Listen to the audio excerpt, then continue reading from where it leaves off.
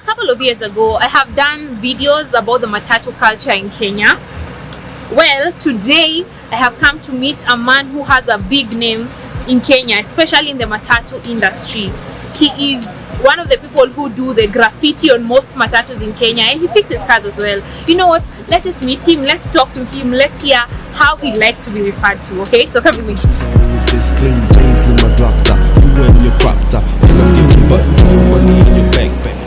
Guys, busy working. Hello. Oh, hi. Hi. It's nice to finally meet you. Guys, this is a legend. This guy is a legend. I'm so happy to meet you. You're welcome. You can come to the restaurant.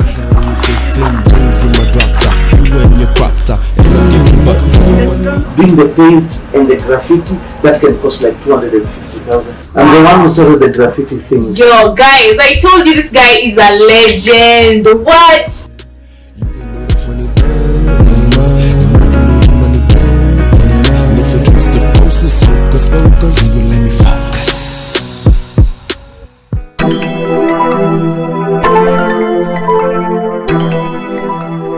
Thank you for allowing me to do this. No problem, anytime. I like supporting everyone who wants to do something about this thing that we are doing. Because it's something which comes from my heart, and I'm always ready to give it out to other people to know and to see what we do. Okay. Yeah. So how long have you been doing this? I've been doing this, I think, like over 23 years. 23 years. For those who don't know you, who is MOHA Graphics? MOHA Graphics is a guy who loves cars, who does everything about cars. Okay, I started this thing of matatu graffiti. At that time when I started... Sorry, you started this thing? Yes, I'm the one who started the graffiti thing. Yo, guys, I told you this guy is a legend. What? Tell us more. At that time when I started this, okay, I started doing art on matatus. At that time, people were not doing graffiti. They were all just lines, logos, names, boring stuff. Yeah. But for me, being creative, I wanted to bring something different. At those days, I was constantly on the internet. That time, internet was really hard to get.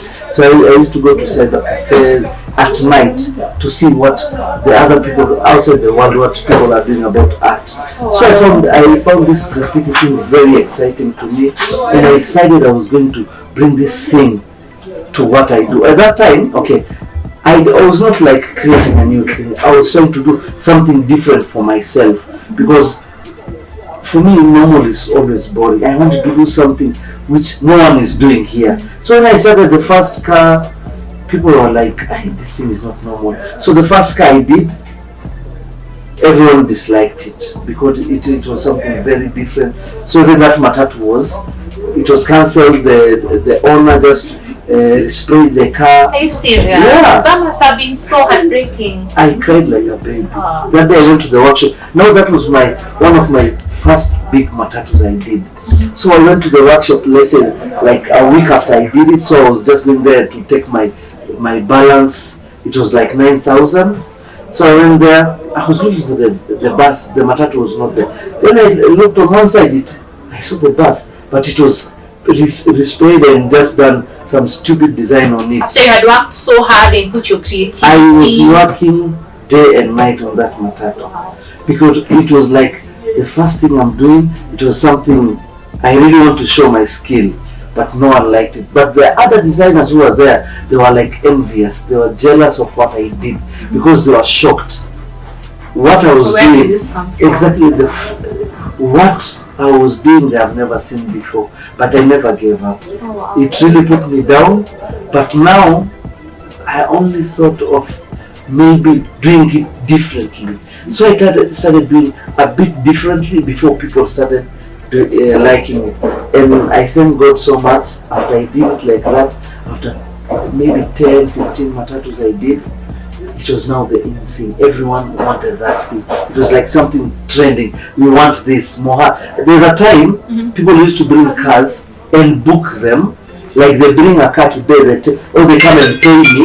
They pay me in advance. They tell me, MOHA, I'm going to bring a car after 2 months, and they pay me up front because they wanted what I was doing. And that was the first time I was featured on live TV. That was on news. It was the news, I think, for 7. That day it was like the biggest thing which had happened to my life. I lost my parents when I was very young. My society, my friends, they never looked at me at any time because I was just a poor young boy who people did. I was not even able to buy shoes for myself. Oh really? So you're walking barefoot?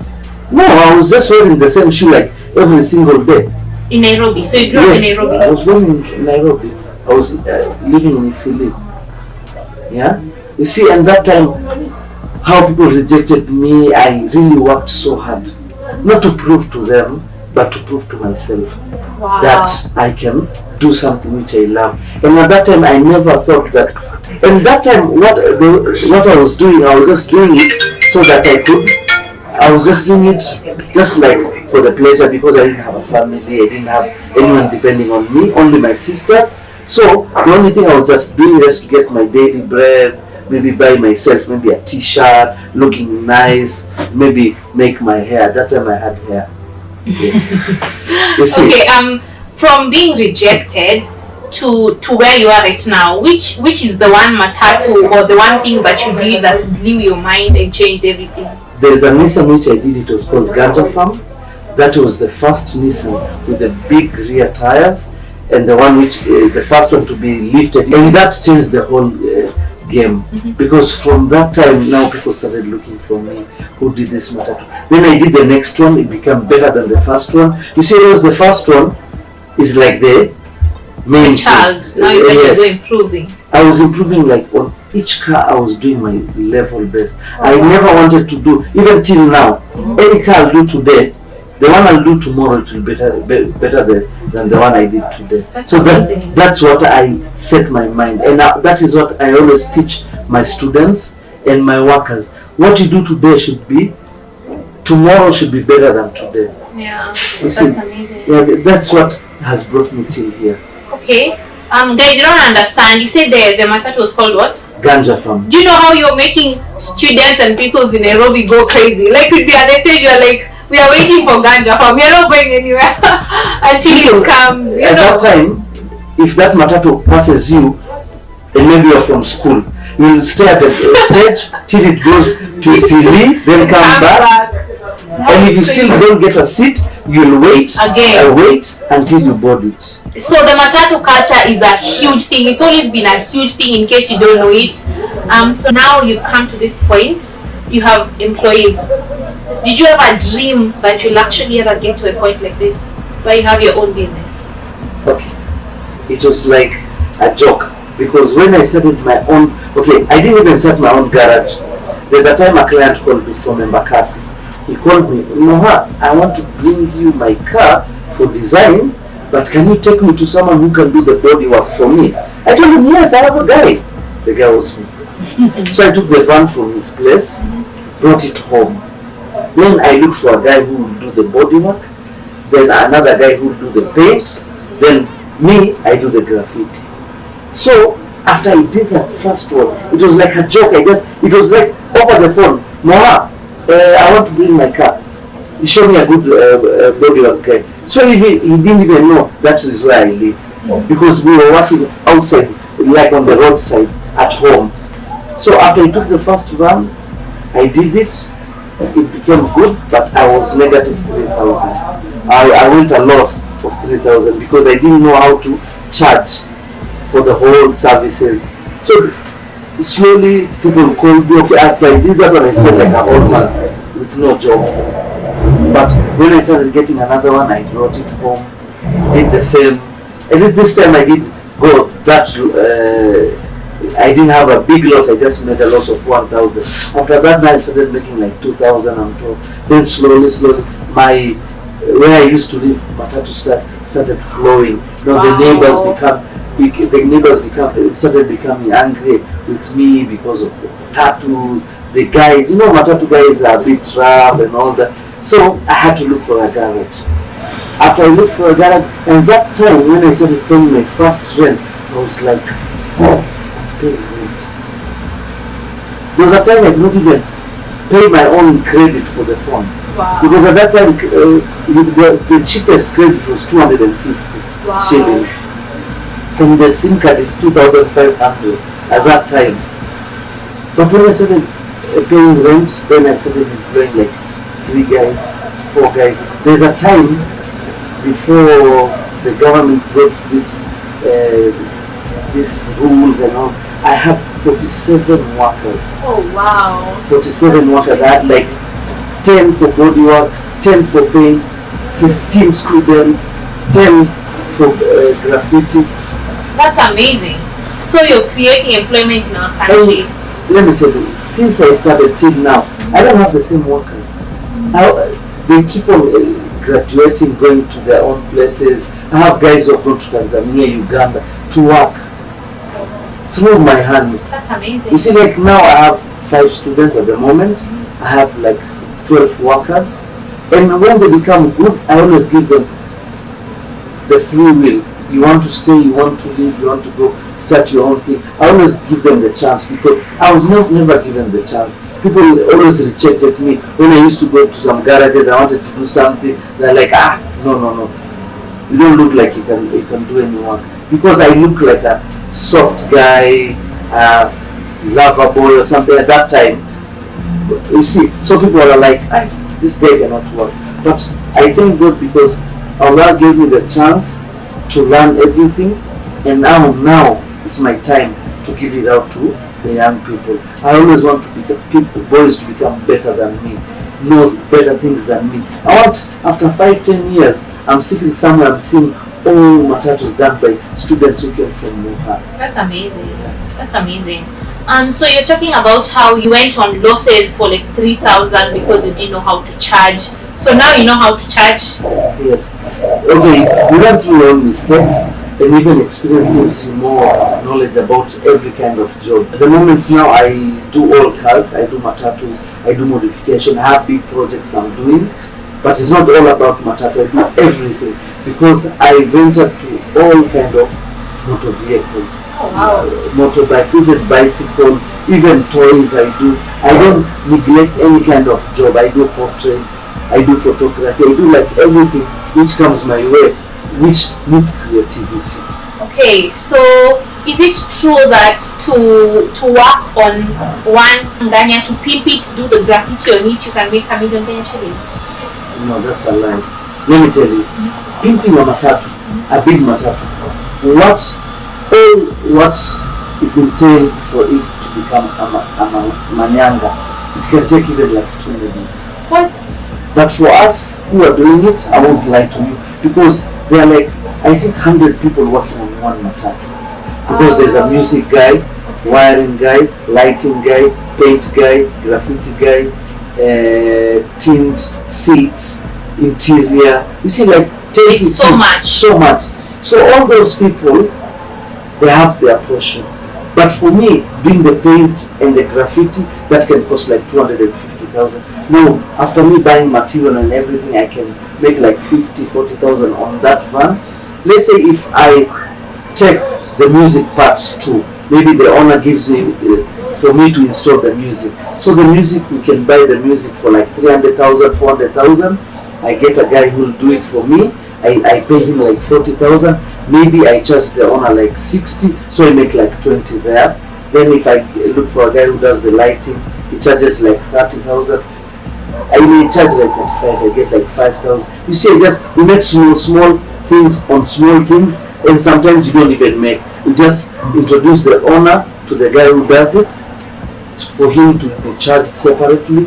But saying that we make 1 million from a van or on a matatu, that's a lie, because if I did like that, I won't be still doing this job.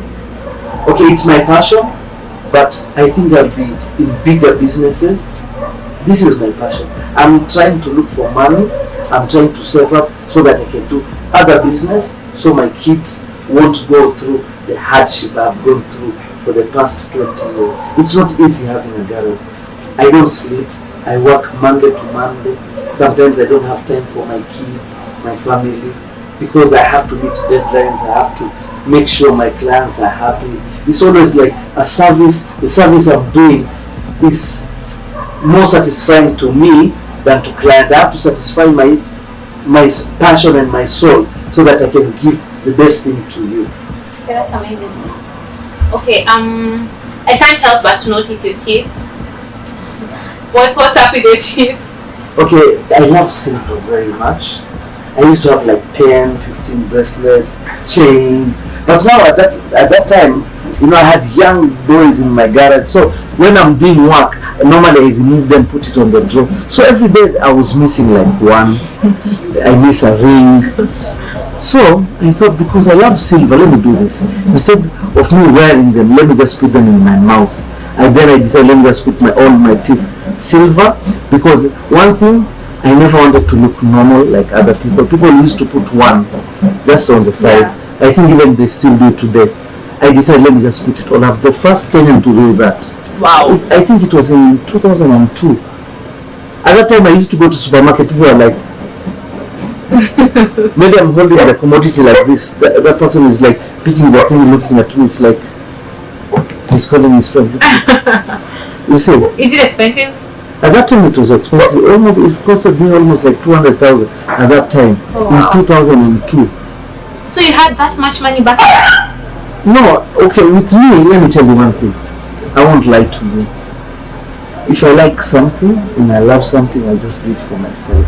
I won't wait for someone else to do it for me. Because I really desired things when I was young, but we were not well off. My father did not provide them for me. And maybe I didn't get the chance of getting it because back then I was very young. You see? So the things which I love, I will, even if I don't have money, I'll look for that money, do that thing. Like today, someone just sent me photos of a very nice helmet. I don't have money, but I'll just go pick it. Because if I love it, if I get it tomorrow, I have to satisfy myself. If my kids want something, and I know it's relevant for them, or it is something they love, I'll always give them, but to a limit. Sometimes I tell them, if you pass, you'll get this. You see, like now this watch, my daughter wants it. Now she's in class 8. So if you pass, I'll give it to you with the phone. Me, I'll buy a small phone, I'll just use it. You see, that's how I show them. You do something good so that you can be rewarded. In Islam, we always talk about being satisfied. For me, I'm alive, I'm healthy, I have healthy kids, I have a good family, I have good friends, you being one of them. I think that's more satisfying than having all the money in this world. And being satisfied, seriously, truly satisfied, it's not all about money, it's all about being satisfied with what you have. Because the only three things I normally do, I always tell people about 3 major things you can do for your life. Pray, work hard, and pray. You see, those are the main things you can do. Because Allah, God says, when you wake up, go look for your halal earning. Then the rest you leave it to me. Allah has given me the best what He wants, not the best what I want. Because the best for Him is the best for anyone. Wow. So last question. What advice can you give Kenyan youth or African youth who are hopeless, who don't know what to do, who might feel confused, they don't have money, they don't see a future? What can you tell them? The first thing, you're hopeless and all that, but know one thing, God is most gracious, the most merciful. God has given everyone a talent, even if it's running, jumping, it's a talent. So for the first thing, you have to sit down. If you're a young person, just think of what I can do best, because there is something you can do best. Everyone has a talent. God never and has never given 2 people something and 2 people nothing. It's all about us. You see, like these big schools, Cambridge School, all these big schools, they always try and nurture talents from their kids. All their kids, they know these kids are singers, this can do basketball. So the main thing for those people who don't have hope and everything, they should apply for a skill. They should know what they can do best. And what they can do with their hands, with their mouth, with their brain, they should go for it and never listen to other people, what they say about what they feel, about what they want to do. Because if I was listening to people who are saying, "Wow, this is not the kind of job for a person like you," where would I be? Still being employed. Because at that time when you were young, you had to be employed to be successful, to wear a shirt and a tie. After I started my workshop, I don't have a shirt nor a tie, because I don't believe in those things to be success. Success comes from what you can do. Never give up in life, because God has given you life. That is the most precious thing. You have life, you have everything. Now make good use of your life. Look for what you can do best. You are a singer. Get the best talent, get the best skills of singing. You are a seller. I cannot even sell this less. I don't know how to sell. But there's someone who can sell even for you a broken TV. He'll tell you, now this TV, my brother, this TV, you can just put it there. It will be a mirror. You see, let him sell it. So those are talents. So people, when they say they are hopeless, is they don't believe. There are two things about God: belief and knowing. Everyone knows God is there. Very few people believe He's there. Knowing is just knowing. Believing is the biggest thing. I believe that God has a purpose for me. And the moment you believe that, everything comes easy. And then when it comes easy, your life becomes easy. Money does not make life easy. What you have in your heart and what you perceive about people and yourself is when your life becomes easy. I'll say. Wow, that is very well said, guys. I hope you have enjoyed this video. Drop a comment. Let me know, what do you think about MOHA Graphics? And my hair? So how can people reach you? On my YouTube channel, I have a MOHA Graphics YouTube channel, a small YouTube channel, and Instagram, Facebook, and WhatsApp. Okay. You can get me on those all social media. You can see what I do. And anytime, my number is there. Anytime you need to call, just call me. I'll pick up your phone anytime. Also. Hey guys, so here I am with someone who works with MOHA. Hi. Hi. What's your name? My name is Nishan. I'm the digital strategist and I handle everything that goes up on social media for MOHA Graphics and his digital presence. Okay. How is it working with a legend like MOHA? Growing up, I never thought that I would come to work with MOHA Graphics, but you know, I gravitated towards it, and now I'm here, and I really enjoy it because he's really a nice guy, and he's really easy to work with. You know, basically, he makes my work easier. I just advise him what goes on social media, what time, what interviews to take, and stuff like that, and it's easy peasy. That's dope. Yeah. So, what is the best thing about this job, or what is the biggest lesson you have learned? The biggest advantage of working here is I can really maximize my skill creatively, you know. Yeah, cause what I do is in the art space, you know, and what he does is in the art space. It's just that for me it's digitally, you know, so I get to project what I feel should be visible to everyone else in the videos and stuff. So I feel it helps me improve my skill set, you know. So I think that would be the best for me. Okay, thank you so much. Guys, there you have it. I hope you have enjoyed this video. Today I have brought you a Kenyan legend, one of the biggest, did I say one? No, the biggest guy in the matatu industry in Kenya, the guy behind the dope matatus that you see in the streets of Nairobi. So I really hope you have enjoyed this content. If you have, drop a comment, let me know what you think, and don't forget to subscribe. Until next time, bye.